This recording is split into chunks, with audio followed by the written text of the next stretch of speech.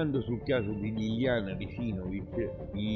praticamente dico questo, leggendo l'ultimo indizio, che i cani non possono parlare, ma quel cane conferma appieno quello che il sensitivo all'occhio ha sempre detto, che Liliana è stata trasportata nel luogo del ritrovamento ed è morta in una casa, non è morta lì dove è stata ritrovata. E molto probabilmente, considerato che il cane il 31 dicembre, prima no, ma il 31 dicembre voleva andare appunto dentro il luogo dove era il corpo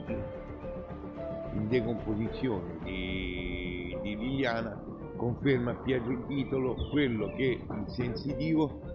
ha sempre dichiarato dall'inizio di questa stessa storia. Niente, attendiamo, continuiamo a attendere qualche informazione, qualche notizia dagli inquirenti, però io rimango sulla mia tesi, su quello che ho sempre dichiarato. Di nuovo amici, buon proseguimento di giornata a tutti, dal sensitivo all'occhio.